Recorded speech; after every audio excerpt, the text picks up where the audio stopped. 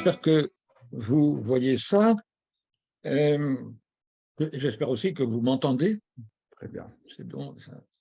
Donc, vous verrez que j'ai modifié le titre de mon exposé. C'est suite à une suggestion de François Rastier qui m'a fait remarquer que je voulais parler plus de la conscience sémiotique de Schenker que de son ouvrage. J'en parlerai effectivement à propos de cet ouvrage, Der Geist der musikalischen Technik, mais pas uniquement. Der Geist, je vais l'appeler comme ça en abrégé, est le premier texte théorique important de Schenker en 1895. C'est un texte bref, le texte d'une conférence qu'il avait donnée à la Philosophische Gesellschaft de l'Université de Vienne. Il écrit lui-même que c'est la partie d'un projet plus important encore en manuscrit, mais ce projet n'a certainement pas été achevé et le manuscrit ne semble pas exister dans les documents laissés par Schenker à sa mort en 1935. La traduction évidente de ce titre, l'esprit de la technique musicale, est sans doute la seule possible, mais elle n'est pas entièrement satisfaisante. Le mot allemand Geist doit se comprendre dans une perspective hegelienne et concerne en quelque sorte une conscience, une sensibilité, d'où le titre de ma communication que j'aurais pu donner en allemand, ein semiotischer Geist, un esprit, une conscience sémiotique. Der Geist fait peu référence à la technique musicale à proprement parler. Il indique seulement comment l'usage de techniques propres à la musique, l'harmonie, le contrepoint, la polyphonie, façonne la conscience et la sensibilité. Schenker se livre à une réflexion sur les rapports entre la musique et le langage qui nourrira tous ses travaux ultérieurs et qui, en outre, présage des réflexions sur la sémiotique générale du XXe siècle. L'idée d'une sémiotique schenkerienne n'est pas neuve. Elle avait été suggérée il y a 40 ans par Jonathan Dunsby et John Stopford, qui l'a présentée comme une recherche à faire. La comparaison que fait Schenker entre le langage verbal et la musique tient surtout en deux points que j'examinerai tour à tour. Le premier concerne l'importance de la répétition comme mécanisme essentiel du fonctionnement musical, que Schenker lie plusieurs fois à l'absence de référent et même de niveau conceptuel.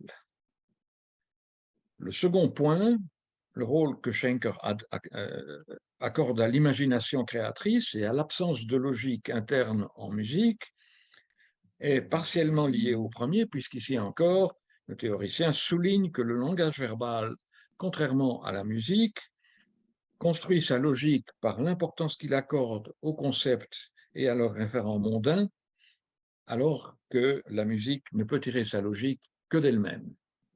Et je terminerai par une brève réflexion sur la sémiotique générale inspirée de tout cela. Je commence donc par la répétition. Schenker souligne l'importance de la répétition en musique. Les arts narratifs, écrit-il, n'ont pas besoin de répéter la description d'actes ou de mouvements qui ne se produisent qu'une fois. Et il écrit, la question est alors de dire d'où la musique a conçu ce besoin de répéter des parties de la mélodie, tantôt brèves, tantôt plus longues, alors que le modèle du langage verbal désirait le contraire, à savoir un flux continu ne revenant pas sur lui-même. Au début, lorsque la musique s'est mise au service des mots, elle s'est mise à l'écoute de l'intonation naturelle du langage. Ce n'est que plus tard qu'elle a pris le courage de mettre la barre depuis les rivages des arts du langage vers la mer ouverte des intervalles musicaux plus éloignés. Alors, cette métaphore maritime fait évidemment écho à celle de Das Kunstwerk der Zukunft de Wagner à propos de la 9e symphonie de Beethoven. Wagner y parlait notamment de ce nouveau rivage où Beethoven a jeté l'ancre, ajoutant « cette encre était le mot nécessaire, tout-puissant, ce mot était joie, et ce mot sera la parole de l'œuvre d'art du futur ». Il s'agit bien entendu de l'Ode à la joie de la 9e symphonie, et Schenker tourne ceci en dérision dans son Beethoven's 9e Symphonie de 1912, où il présente ce qu'il appelle le contenu musical de l'œuvre, qu'il juge indépendant du texte mis en musique. Et nous verrons que c'est là une des caractéristiques essentielles de la sémiotique schenkerienne, c'est qu'il existe un contenu proprement musical, indépendant par exemple du texte mis en musique ou de toute autre narration externe. Dans Der Geist, Schenker continue et écrit « Mais la musique a dû se rendre compte alors qu'un mouvement mélodique nouveau, un enchaînement musical totalement indépendant du langage verbal, devait se présenter plusieurs fois à l'oreille et à la sensation pour se faire d'aucune manière intelligible. Car le motif musical, contrairement aux mots, ne possède pas la bonne fortune de représenter par lui-même des objets ou des concepts. Si le mot n'est que le signe de quelque chose, d'une situation ou d'un concept qui transforme en lui-même les situations, le motif musical, par contre, n'est qu'un signe de lui-même, ou pour mieux dire, ni plus ni même que lui-même. Si le motif musical donc n'est pas signe d'autre chose, sa répétition, par contre, exacte ou variée, en fait un élément important de la discursivité musicale. Alors, l'idée du signe de lui-même a été répétée à de nombreuses reprises et sous diverses formes, depuis Hegel, puis même avant Hegel, mais depuis Hegel qui parle d'un contenu spirituel perçu de façon indéterminée depuis les sons eux-mêmes, en passant par Hans Lick, pour qui la musique consiste en série de notes en forme sonore qui n'ont d'autre contenu qu'elles-mêmes, et puis de nombreux autres, et jusqu'à Roman Jakobson, notamment citant Nicolas Ruvet. Schenker revient sur cette question de la répétition dans presque tous ses écrits ultérieurs. Dans Harmonielehre, par exemple, il écrit que le principe de répétition rend à la série initiale des notes le même service que celui des associations d'idées à la nature donnent aux créations des autres arts.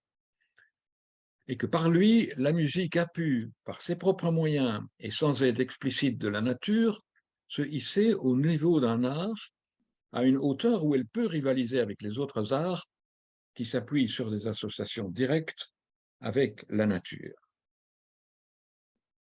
La répétition, dit-il, devient un principe immanent et indissoluble de la musique. Et plus tard encore, il écrit « En musique, qui seule parmi tous les arts ne se réfère pas à un monde extérieur, qui au contraire réalise en elle-même l'empreinte du motif en tant que mot musical, Tonwort, ce mot est très important, Tonwort,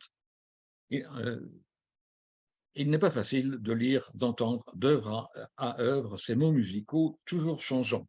Et vous voyez bien que ce que Schenker indique ici, c'est notamment que la musique n'a pas de vocabulaire. On a imaginé de toutes sortes de vocabulaires musicaux, mais Schenker n'y croit pas. Ce qu'il indique aussi, c'est la double articulation de la musique. Les notes, unités de seconde articulation, s'unissent pour former des mots musicaux, unités de première articulation. Puis les mots musicaux, les motifs, donc, forment en quelque sorte une isotopie de l'expression qui engendre à son tour une signification qui sera de nature isomorphe, comme dirait James Lev. Comme la plupart des auteurs allemands du XIXe siècle qui parlent de cette question, Schenker rappelle la signification non référentielle de la musique, son contenu. Le mot qu'il utilise est le mot allemand Inhalt. J'en viens au deuxième point, l'imagination créatrice. Au début de Der Geist, Schenker s'interroge sur l'origine du chant, qu'il attribue aux fonctions naturelles du larynx et des cordes vocales. Il ajoute que le chant s'est rapidement libéré des causes qu'il avait provoquées, causes physiques, physiologiques, si vous voulez, pour devenir une fin en soi. Le chant pour lui-même, passion libre absolue. Plus tard, néanmoins, il ajoute Un principe du langage verbal s'est imposé à la musique, celui de provoquer et de stimuler l'imagination, pour laquelle il utilise le mot allemand Fantasie, l'imagination musicale par de simples représentations mentales, par des images d'objets et de sentiments. Dans ce cas, la cause des émotions psychiques n'est plus purement musicale, mais bien empruntée extérieure.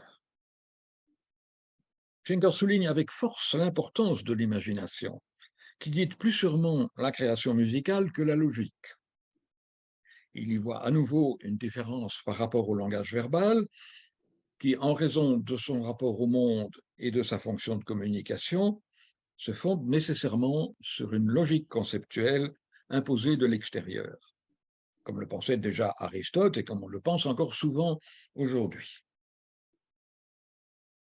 Les techniques du contrepoint et de l'harmonie, et c'est presque tout ce qu'il en dira, ne trouvent toute leur puissance que lorsque le compositeur se laisse aller à son imagination.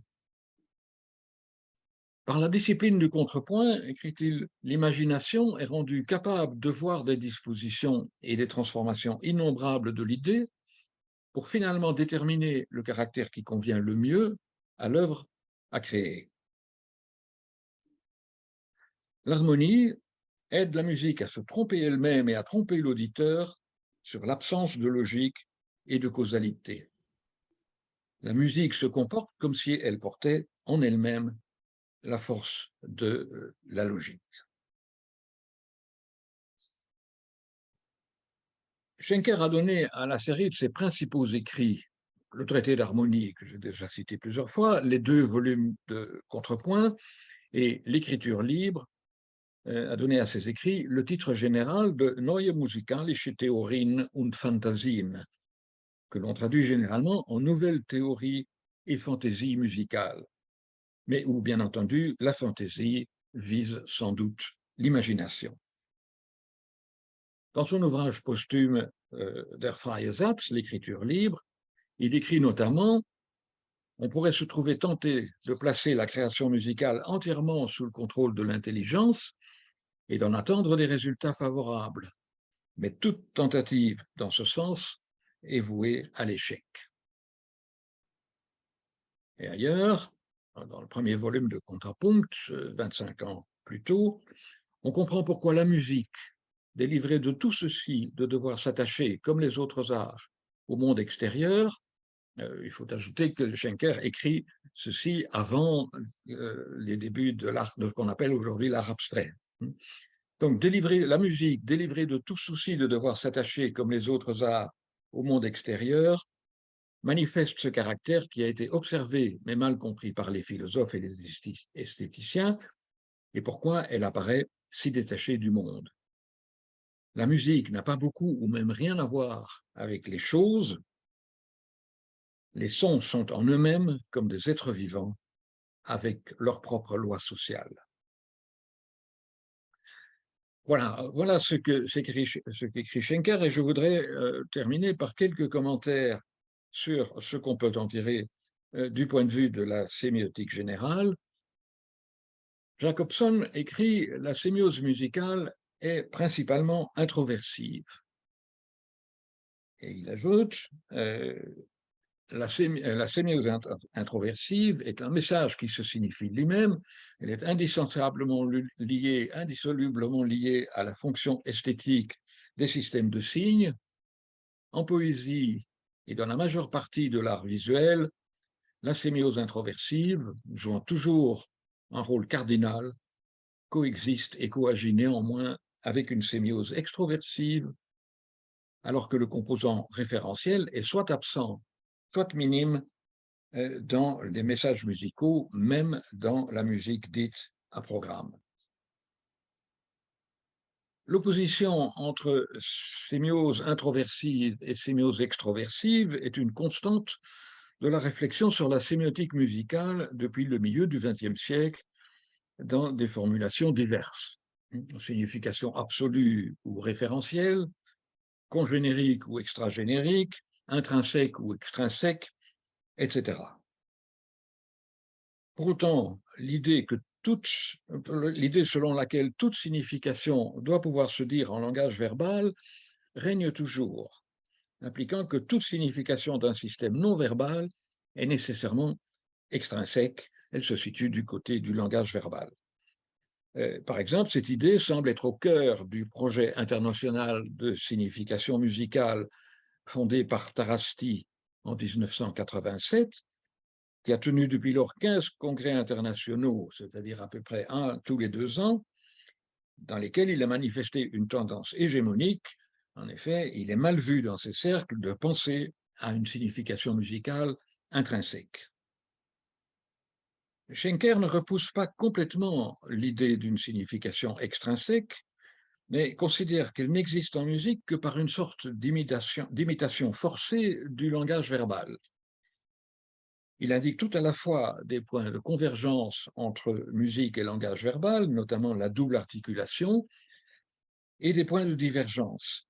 C'est de cette manière, sans doute, qu'il faudrait construire aujourd'hui une sémiotique générale, en particulier une sémiotique des langages artistiques, en admettant à la fois la sémiose introversive et la sémiose extroversive, sans prétendre à l'existence d'une de ces sémiotiques comme modèle des autres, et en particulier pas du langage verbal ordinaire des langues quotidiennes comme modèle de la littérature, qui pour Grémas et Cortés serait un langage artificiel. Je trouve assez extraordinaire que la poésie ou la littérature puisse être un langage artificiel, ni plus généralement de la linguistique comme modèle de toute sémiotique.